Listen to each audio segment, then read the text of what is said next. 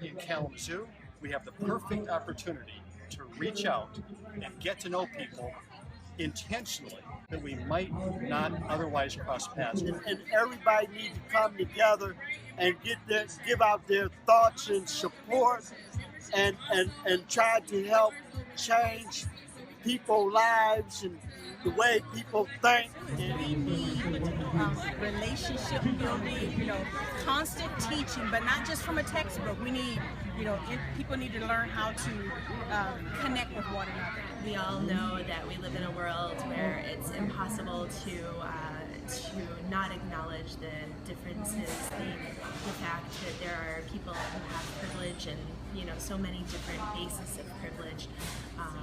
The ability for everyone to be able to fully reach their potential without barriers, without stumbling blocks. I really feel like the time is now. There's a sense of urgency that these racial justice issues need to be addressed. And again, I can't emphasize that enough. The time is now. The time is now to help empower and advocate for all members of our community. Again, all members of our community, especially our youngest, most vulnerable members of our society. Holding each other accountable, as well as holding institutions within our community accountable for their actions, as well as racial inequities that exist within their institutions. And I think in terms of the Kalamazoo community, I think that Kalamazoo does a lot better than a lot of communities around the country in terms of fostering that sort of equality and fostering racial justice.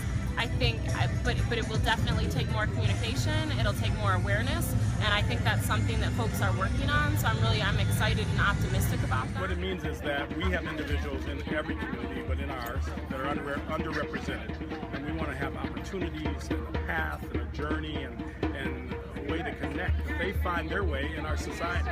Everyone should have opportunities in Kalamazoo. There's great things happening. So we really need to allow for a path for everybody. To sort of hold a mirror up to ourselves. And here's where I've benefited from privilege, and here's where I have perpetuated these kinds of systemic injustices. Equal access to education and compensation, progression in one's career choice. And on a personal level, it means treating one another with basic kindness, dignity, and mutual respect. Equal distribution of power, or basically using the wealth that has been amassed to empower those that have been disenfranchised to take on their own power. Economically, going out of our way to restore the culture and the history and traditions of the people whose history has been stripped from them. And unfortunately, the long history of America being a meritocracy, where you have to earn it, well, we have to get over that. Equality doesn't need to be earned. Being treated like a human being made in the image of God doesn't need to be earned.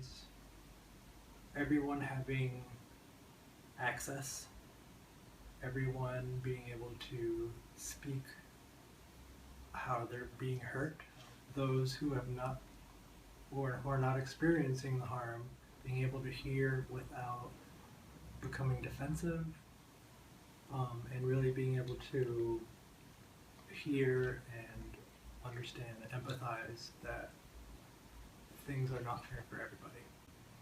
And not just being able to understand that things aren't fair for everyone, but